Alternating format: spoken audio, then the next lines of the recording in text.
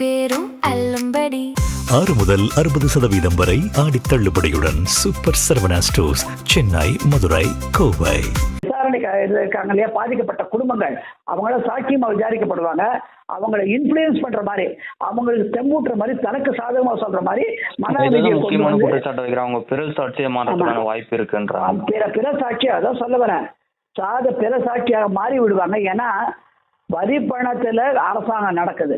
அந்த வரி பணத்துல இருந்து இவங்க தனியா போய் அரசியல் கட்சியா போய் ஒரு மீட்டிங் நடக்கிறது, இந்த இறப்புகள் நடக்கிறது. அந்த இறப்புகள் நடக்கிறதுக்கான சமாச்சாரத்தை அந்த கட்சி தான் ஏற்றுக்கணும் சொல்லி 20 லட்சம் ரூபாய் அவருடைய இறந்த குடும்பத்துக்கு 20 லட்சம் ரூபாயும் 2 லட்சம் ரூபாய் அவர் கொடுத்ததா நமக்கு பதிவுகள்லாம் வந்தது, டாக்குமெண்ட்லாம் போட்டாங்க.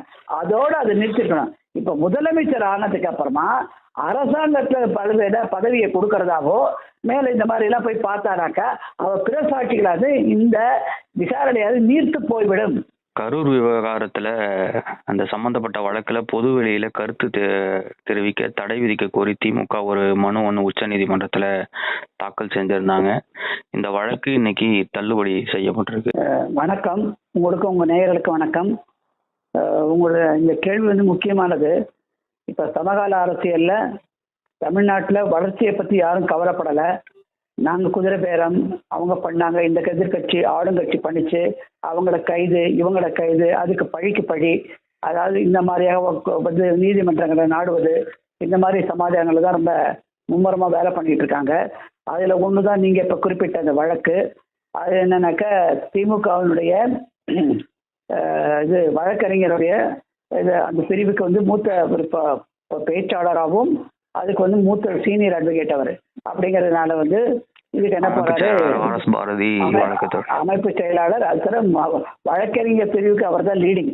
அதான் இந்த இடத்துல பார்க்கணும். ஏன்னா கோர்ட்டுனால அவர் வந்து என்ன பண்றாரு, ஒரு வழக்கை வந்து தொடர்றாரு. என்ன காரணம்னாக்கா அவர் வந்து அதுக்கு முன்னாடி ஒரு பிரஸ் மீட்லயே சொல்றாரு, நாங்க உச்ச நீதிமன்றத்தை நாடுவோம்னு சொல்லிட்டு. எப்பனாக்க தற்போதைய விளையாட்டுத்துறை அமைச்சர், அதாவது நம்பர் 2 தன்னை கிளைம் பண்ணிக்கிற, இன்டைரக்டா கிளைம் பண்ணிக்கிற திரு ஆதவ் அர்ஜுன் விளையாட்டு உள்துறை அமைச்சர், தமிழகத்தினுடைய உள்துறை அமைச்சர் விளையாட்டு துறை அமைச்சர் திரு ஆதவ் அர்ஜுன் வந்து எங்களுக்கு ஒரு கணக்கு இருக்கு கரூர் விஷயத்துல அப்படி சொல்லி இப்ப அந்த மாதிரி பேசுறாரு தமிழ்ல. இதை கேட்டோடனே என்ன சொல்றாங்க, ஓ இவங்க வந்து பயமுறுத்துறாங்களா, ஆட்சியில இருக்கோம்னு சொல்லிட்டு இதை விட மாட்டோம். ஏன்னா கரூருங்கிற வழக்கு வந்து சிபிஐனுடைய விசாரணை நிலுவையில் இருக்கும்போது அதை பத்தி இவங்க பேசுறது வந்து ஒரு அச்சுறுத்தல், 2வது அவதூறு.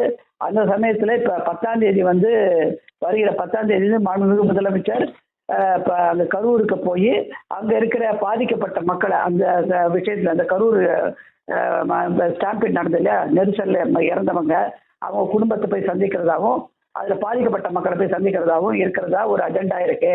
இது வந்து விசாரணையுடைய போக்கை வந்து தாக்கம் தரும் அப்படிங்கிறதுனால நாங்க விட மாட்டோம் அப்படின்னு சொல்லி உச்ச நீதிமன்றத்துல ஒரு மனு போடுறாரு. அந்த போட்ட மனுவா தான் இன்னைக்கு நிலுவைக்கு வந்து வழக்குக்கு வந்தது. அதுதான் நீங்க குறிப்பிடுறீங்க நான் நினைக்கிறேன்.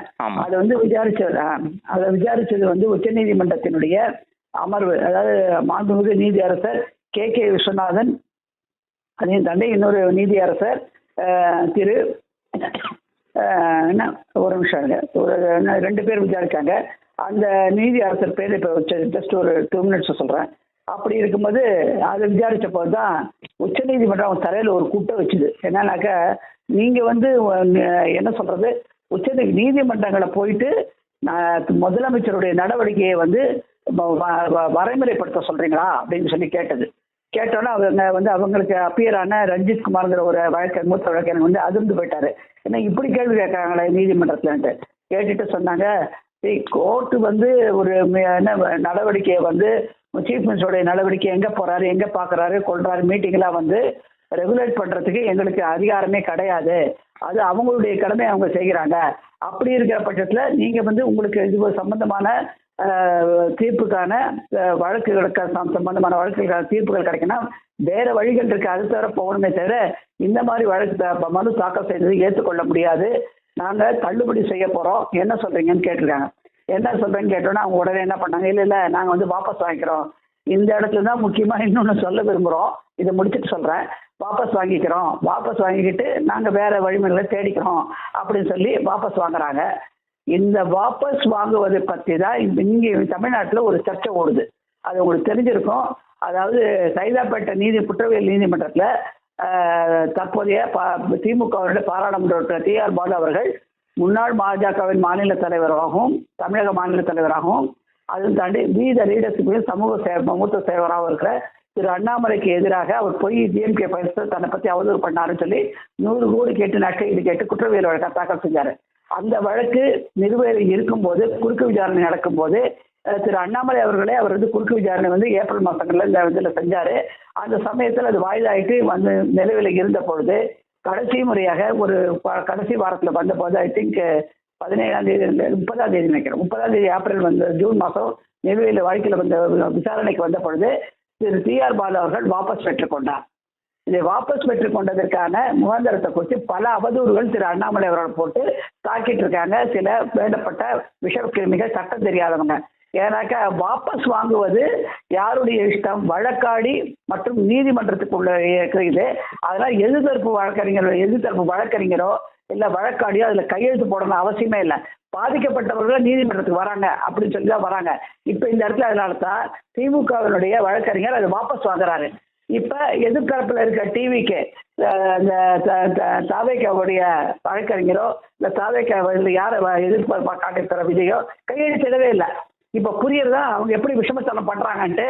இதுதான் உண்மையான நிலைமை. வழக்கை வாபஸ் வருவதற்கு அதிகாரம் முழு அதிகாரம் வழக்காடிக்கு உண்டு. நீதிமன்ற அனுமதிக்க மறுக்கும் 2 தலைமையும் உண்டு. உச்ச நீதிமன்றம் ஒரு கருத்து சொல்லியிருக்காங்க. ஒரு நிமிஷம் நான் சொல்றேன், நான் சொல்றேன். இதை வாபஸ் வாங்கிட்டாங்க. வாபஸ் வாங்கிட்டு ஆனால் ஒரு கருத்து தெரிவிக்கிறாங்க, உங்களுக்கு சட்ட ரீதியாக என்ன மாதிரியான விஷயங்கள்ல இது கையில எடுக்க முடியுமா அதை எடுக்கிறதுக்கு நாங்க தடை போட மாட்டோம். ஆனா இந்த மனுல நம்ம மாண்புமிகு முதலமைச்சர் தமிழ்நாடு இருக்காரு இல்லையா, தமிழகத்தின் முதலமைச்சர் அவருடைய நடவடிக்கைகள் அவங்க பார்க்குற மீட்டிங் எல்லாம் நாங்க ரெகுலேட் பண்ண முடியாது, ஒருநிலைப்படுத்த முடியாது. அதனால இது நினைக்கத்தக்கதெல்லாம் சொல்றாங்க. அதான் மற்றதுல நினைக்கத்தக்க வார்த்தையை யூஸ் பண்ணலை. நீங்கள் எப்போ வேணால் வேறு விதத்துக்கு போட்டுக்கங்க சொல்கிறாங்க. அது சிபிஐ போயிட்டு அவங்க ஒரு மனு கொடுத்து சிபிஐ விசாரிக்க சொல்லலாம். இல்லை சிபிஐடைய வழக்கு நிலுவையில் இருக்கச்சு கோர்ட்டுடைய ஆர்டரை அவமதிச்சதாக அப்படி அவமதிப்பு வழக்கு பண்ணலாம். இப்படி பல வழக்கு மனுக்கள் போடுறதுக்கு உங்களுக்கு முகாந்திரம் இருக்கு. நீதிமன்றம் இன்னொரு கேள்வி எழுப்பியிருக்காங்க. கடந்த ஆட்சி காலத்தில் பதியப்பட்ட எஃப்ஐஆர்ல முதலமைச்சர் விஜய் பெயர் இல்லையே. அதாவது அதுதான் நான் சொல்ல வரேன். இதுல என்னன்னாக்கா அது சொல்றதுல எங்களுக்கு ஒரு மாற்று கருத்து அதை பின்னாடி சொல்ல விரும்புறேன். ஏன்னா மாண்புமிகு நீதியரசர் கே.வி. விஸ்வநாதன், மாண்புமிகு நீதியரசர் அலோ கார்கே சொல்றாங்க, நாங்க இதுல தலையிட விரும்பவில்லை. disinclined to entertain the matter. Applicant sought it to withdraw. Dismissing the person have withdrawn. அப்படி பிரான்ச் கிராண்டாங்கிறாங்க. அப்ப என்ன சொல்ல விரும்புறாங்க, இவங்க சொல்றது என்னன்னாக்கா நாங்க விரும்பப்படலை, நீங்க வாபஸ் வாங்குன்னு சொல்றாங்க. இப்ப சொன்ன போதுதான் இது ஒரு நரேட்டிவ் செட் பண்றாங்க டிஎம்கே டிவிகே மினிஸ்டர்ஸ்லாம் அப்படி சொல்லி டிஎம்கேவோட செக்ரட்டரி சொல்றாரு. நெகட்டிவ் செட் பண்றதோ பண்ணலையோ அந்த நெரிசல் மக்கள் நெரிசல் நடந்த பத்தி சொல்றதுக்கு எங்களுக்கு இப்ப முகாந்திரம் கிடையாது. இந்த மேட்டரை நாங்க ஆல்ரெடி சிபிஐக்கு டிரான்ஸ்ஃபர் பண்ணிருக்கோம், அங்க விஷயம் இருக்கு, அங்க போய் எதுவாக இருந்தாலும் நீங்க தெரிவிங்க அப்படி சொல்றாங்க. அதையும் தாண்டி இதுல மாண்புமிகு தமிழகத்தின் முதலமைச்சர் விஜய் அவர்கள் இதுல அக்யூஸ் கிடையாது, குற்றவாளி கிடையாது, எதிர்பார்க்கப்பட்ட குற்றவாளி கிடையாது, எதிர்பார்க்கக்கூடிய குற்றவாளின்னு சொல்ல முடியாது. எனி டைம் ஒரு விசாரணை நடக்கிறச்ச எந்த அமைப்பு வேணா ஒரு சில விசாரணை சாட்சியங்களை விசாரித்தப்பறம் யாரையோ ஒருத்தரை அக்யூஸ்ட குற்றவாளியை காட்ட முடியும். இந்த தருணத்துல அவர் அப்படிதான் எடுத்துக்க முடியும். இந்த தருணத்தை மாண்புமிகு முதலமைச்சர் குற்றவாளி கிடையாது. 2வது விஷயம், மாண்புமிகு விளையாட்டுத்துறை அமைச்சர் அதுல குற்றவாளி. நல்லா கவனிச்சுக்கோங்க. அதாவது சந்திக்க போறது மாண்புமிகு முதலமைச்சர், அப்படிதான் ஜூலை 10 கொண்டு வராங்க. இதே சந்திக்க போவது மாண்புமிகு விளையாட்டுத்துறை அமைச்சர் இவங்க பெட்டிஷன் போட்டிருந்தாங்க வச்சுக்கோங்க, அவர் இவங்க கூட போகக்கூடாது பார்க்கக்கூடாது போட்டிருந்தாங்க, நிச்சயம் உச்ச நீதிமன்றம் தலையிட்டு இருக்கும். ஏன்னா மாண்புமிகு விளையாட்டுத்துறை அமைச்சர் அதுல ஒரு அக்யூஸ்டா இருக்காரு. அதை கணிக்க தவறியது திமுக. இதுதான் அவங்க எவ்வளவுதான் மார்க் தட்டிக்கிட்டாலும் நாங்க பெரிய லீகல் இன்டிபெண்டன்ஸ், அதாவது சட்ட நிபுணர்கள் சொன்னாலும் இந்த இடத்துல வழிக்கு வந்துட்டாங்க. அது இப்ப கூட இன்னொரு பெட்டிஷன் போடுறாங்க வச்சுக்கோங்க. அதுல மட்டும் வச்சு போட்டாங்கன்னா நிச்சயம் உச்ச நீதிமன்றம் தலையிடும். அவர் அங்க போகக்கூடாது, மக்களோட பேசக்கூடாது, தொலை தொடர்பாக எதுவாக இருந்தாலும் பண்ணக்கூடாது. அதுக்கான ஆதாரம் நாங்கள் கண்டுபிடிச்சா நாங்கள் அதுக்கான தக்க நடவடிக்கை சொல்லுவோம். அதான் இந்த இடத்துல அவங்க வழிக்கு விழுந்துட்டாங்கிறது எங்களுடைய கருத்து. அதனால அவங்கள வந்து பேசுறதையோ தடுக்கிறதையோ எங்களுக்கு அதிகாரம் கிடையாது. நீங்க கேட்கறது தாவேக்காவோட மொத்தமா கேட்கறீங்க, அது மாதிரி இது கிடையாது. ஏன்னா சீஃப் மினிஸ்டர் கிடையாதுல, அதனால நீங்க போயிட்டு நாங்க எப்படி வந்து தடை ஆணை உங்களுக்கு வழங்க முடியும்? So you want us to impose an injection on speech. பேசுற உரிமையில் நீங்க தடுக்க விரும்புறீங்களா? இது வந்து ஒருத்தருடைய பேச்சுரிமையை தடுக்கும் விதமாக இருக்காதான்னு சொல்லி ஒரு கேள்வியை கேள்வி நீதிமன்றம் அந்த வழக்கறிஞரை பார்த்து. அதனால அவங்க என்ன பண்ணாங்க, ஒரு பாதி நிலைமையில தான் வந்து நீங்க வந்து அந்த விசாரணை போயிட்டு இருக்கு, இந்த முழுமையா விசாரிக்கப்படலை, பொறுத்திருக்க வேணுங்கிற ஒரு புத்திமதியும் சொல்லி இருக்குது. அதனால தான் how can a political rival implicate themselves in a matter where the Supreme Court has transferred the matter to CBI. நீங்க உங்களுக்குள்ள இருக்கிற பகைமையை வச்சுக்கிட்டு சில பேரெல்லாம் உள்ள கொண்டு வருவோம்னு சொல்லிட்டு இந்த உச்சநீதிமன்றத்தை வந்து ஒரு சிபிஐ அமைப்புக்கு நாங்க மாத்தினதுக்கு எங்கள்கிட்ட வந்து எப்படி சொல்ல முடியும்னு சொல்லி கேள்வி கேட்குது. இதுக்குதான் அவங்களுக்கு சொல்ல. அதுக்குள்ள இவங்க சொல்றாங்க 10 லட்சம் ரூபாய் வந்து கொடுக்கறதோட அரசாங்கத்துல வந்து ஒரு வேலையும் கொடுக்க போறாரு ஒரு ஆறுதல் கணக்குல, இதை நாங்க எப்படி ஏத்துக்கிறது? அப்படி பண்ணீங்கன்னாக்க அந்த விசாரணை இருக்காங்க இல்லையா, பாதிக்கப்பட்ட குடும்பங்கள் அவங்கள சாட்சியமா விசாரிக்கப்படுவாங்க. அவங்களை இன்ஃபுளுயன்ஸ் பண்ற மாதிரி, அவங்களுக்கு தெம்பூட்டுற மாதிரி, தனக்கு சாதகமா சொல்ற மாதிரி முக்கியமான குற்றச்சாட்டு வைக்கிறாங்க. பிற சாட்சியை மாற்றத்துக்கான வாய்ப்பு இருக்குன்றாங்க. பிற சாட்சியா அதான் சொல்ல வரேன், பிற சாட்சியாக மாறி விடுவாங்க. ஏன்னா வரி பணத்துல அரசாங்கம் நடக்குது. அந்த வரி பணத்துல இருந்து இவங்க தனியா போய் அரசியல் கட்சியா போய் ஒரு மீட்டிங் நடக்கிறது இந்த இறப்புகள் நடக்கிறது. அந்த இறப்புகள் நடக்கிறதுக்கான சமாச்சாரத்தை அந்த கட்சி தான் ஏற்றுக்கணும் சொல்லி 20 லட்சம் ரூபாய் அவருடைய இறந்த குடும்பத்துக்கு 20 லட்சம் ரூபாயும் 2 லட்சம் ரூபாய் அவர் கொடுத்ததா நமக்கு பதிவுகள்லாம் வந்தது, டாக்குமெண்ட்லாம் போட்டாங்க. அதோடு அதை நிறுத்திக்கணும். இப்ப முதலமைச்சர் ஆனதுக்கு அப்புறமா அரசாங்கத்துல பல்வேறு பதவியை கொடுக்கறதாவோ மேல இந்த மாதிரி எல்லாம் போய் பார்த்தானாக்கா அவர் பிற சாட்சிகளாவது இந்த விசாரணையாவது நீர்த்து போய்விடும். அதாவது tampering the case, tampering the witnesses அப்படின்னு பேர் அதுக்கு லீகல் சட்டத்துல. அதாவது அவங்கள வந்து தூண்டுதல் போடுறது, தூண்டுதல் போய் பிற சாட்சியை மாற்றி தனக்கு சாதகமா மாத்துறது. இது நடப்பதுக்கான பல விஷயங்கள் இருக்கிறதுனால நாங்கள் இது எதுக்குறோம் சொல்லி சொல்றாங்க.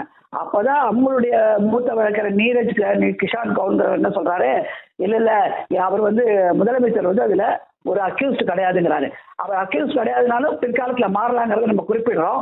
அது எதுக்கு உச்ச நீதிமன்றம் கணக்கு தவிர்த்து தெரியல. அதான் நம்ம சொன்ன மாதிரி இதுல ஆதவ் அர்ஜுன் அவர்களை ஒரு பார்ட்டியா காட்டியிருந்தா இன்னைக்கு இந்த ஆர்டர் வந்திருக்காது,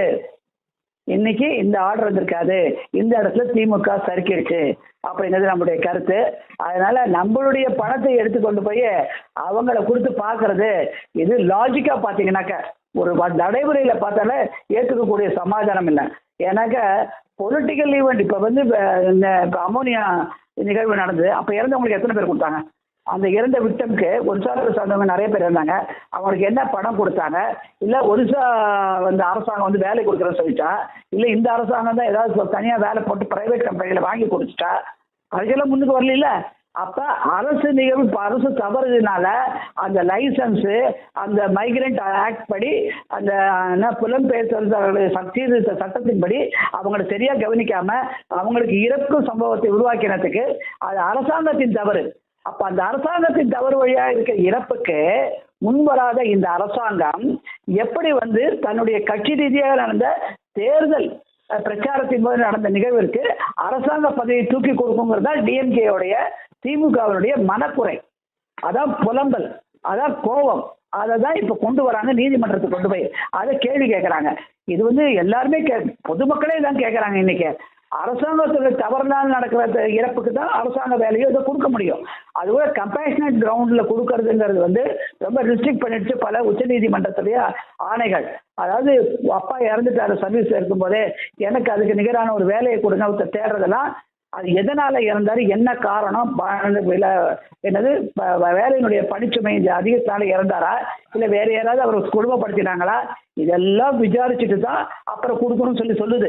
எடுத்தோன்னே கவுன்சிலர் உங்களுக்கு கொடுக்க கூடாதுன்னு சொல்லுது. அப்படி இருக்கிற பட்சத்துல இங்க போயிட்டு ஒரு பொலிட்டிக்கல் அரசியல் பிரச்சாரத்துல இறந்தவங்களுக்கு நம்ம கவர்மெண்ட் வேலையை கொடுப்பேன்னு சொன்னானாக்க இது லாஜிக்கா தவிர அதை வந்து தனி பெட்டிஷனா போட்டு கேட்டிருந்தா திமுக உச்சநீதிமன்றத்தில் இப்படி இருக்க இந்த மாதிரி செய்யறது தவறு இல்லையான்னு கேட்டிருந்தா வச்சுக்க அது நினைக்கத்தக்கதா இருக்கும். உடனே அரசாங்கத்துக்கு வந்து நோட்டீஸ் ஆர்டர் பண்ணியிருப்பாங்க. ஆனால் இதில் சருகியது திமுக தான். அது சாதகமாக போச்சு டிவிகேக்கு. இவங்க பண்ணது தப்பு, இவங்க செஞ்ச 2 தப்பு நான் குறிப்பிட்டது வேலை ஆதவர்ஜனுக்கு மட்டும் சேர்த்துருக்கணும். அடுத்தது இந்த மாதிரி வந்து அப்படி கொடுக்கக்கூடாதுங்கிற அரசு தவறுதலையே நடக்கிற இதுக்கெல்லாம் கொடுக்கக்கூடாதுனாக்கா அரசியல் தனி கட்சிக்கு எப்படி கொடுக்குறாங்க அதை அட்டாக் பண்ணியிருந்தாங்கனாக்கா நிச்சயம் இன்னைக்கு நான் உங்களுக்கு நல்ல ஆர்டர் வந்திருக்கோம். அதை தவறிடுச்சு திமுக. ஆனால் அவங்களுக்கு இன்னொரு ஆப்பர்ச்சுனிட்டி இருக்குது. சிபிஐ போய் நீங்கள் இப்போ மனு போடுங்க சொல்லியிருக்காங்க. இல்லை அவதூறு வழக்குகள் போட அவதூறு வழக்குகள் பதியுமே ஆனால் அது அவதூறு என்று எடுக்கப்பட்டால் அப்பொழுது ஆப்பசிக்கல் மாண்புமிகு விளையாட்டுத்துறை அமைச்சருக்குங்கிறது உறுதி. இல்லை அது வந்து பேச்சுரிமை அப்படின்னு ஒரு கடந்து போகிறதுக்கான இப்போ இன்னைக்கு அப்சர்வேஷன் கொடுத்துருக்காங்க இல்லையா, பேச்சுரிமையை நாங்கள் தடுக்க முடியுமான்னு அதை வச்சு அவர் தப்பிச்சுக்கிறதுக்கு சான்ஸ் உண்டு. ஆனால் பொதுவாக ஒரு முதலமைச்சராக இருக்கிறவரும் எனக்கு ஏதாவது வாயில் வந்துடும், அதே மாண்புமிகு ஒரு விளையாட்டுத்துறை அமைச்சராக இருக்க எங்களுக்கு ஒரு கணக்கு இருக்கு அப்படின்னு வந்து அரசியல் பேசக்கூடாது. அமைச்சராக இருக்கும் பொழுது அவங்க கட்சி விஷயத்துல வேணா தேர்தல் பிரச்சாரத்துல பேசலாம், இது வன்மையாக கண்டிக்கத்தக்கது தனக. ஆனா இவங்க அணுகின முறை நீதிமன்றத்து தவறா இருக்கிறனால தான் அவங்களுக்கு பேக் ஃபயர் ஆயிடுச்சு. அவங்களால வந்து ஜெயிக்க முடியல, சறுக்கல் ஏற்பட்டது திமுகங்கிறது. இதுதான் உண்மையான சமாதானம். இதை வந்து பொதுமக்களை சில பேர் இந்த கேஸ் போடலாம். அதாவது இந்த மாதிரி எப்படி கம்பேஷன் சொல்லி வேலை கொடுப்பாங்க, எங்க அப்பா இறந்தா இவ்வளவு கணக்கு பாக்குறாங்க, அதுதான் உச்சநீதிமன்றம் சொல்லுது. இது மாதிரி அரசியல் பாலிசி எப்படி அப்ப கூட உச்சநீதிமன்றம் சொல்றது ஒரு சான்ஸ் உண்டு. இது வந்து அவங்களுடைய பாலிசி டிசிஷன், அவங்களுடைய அரசியலுடைய கொள்கை, அதுல நாங்க எப்படி தலையிடுவோம் கேட்கும். ஆனா இப்படி கேட்கலாம், எங்களுடைய வரி பணத்துல தானே அரசாங்க உத்தியோகத்தை சம்பளம் தரீங்க, இந்த மாதிரி இதுக்கெல்லாம் கொடுத்தா நியாயமான்ட்டு. ஏன்னா 20 லட்சம் ஆல்ரெடி கட்சி கொடுத்துருச்சு, அது மேல இதுக்கு ஊக்குவிக்கிறாங்க அப்படின்னு சொல்லி கேட்கலாம். அப்ப எனக்கு கூட எங்க வீட்டுல வந்து வேலையை கிடைக்கிறீங்க, 1 வருஷம் அரசாங்கத்தையும் கிடைக்கல, நான் வறுமையில வாடுறேன், எனக்கு கொடுங்கன்னு கேட்டாங்க, எனக்கு என்ன பண்ணும் உயர் நீதிமன்றம், உச்ச நீதிமன்றம், எந்த நீதிமன்றங்களா தானே. இதெல்லாம் வந்து பல விஷயங்கள் ஆராயக்கூடிய சமயத்துல இருக்கு. ஆனா இவங்க அணுகின முறை சரியில்லை. ஆனா அவங்களுக்கு வேற வழிகள் இருக்கு, அதை விடமாட்டாங்க, நிச்சயம் அணுகுவாங்கன்னு எங்களுடைய கருத்து.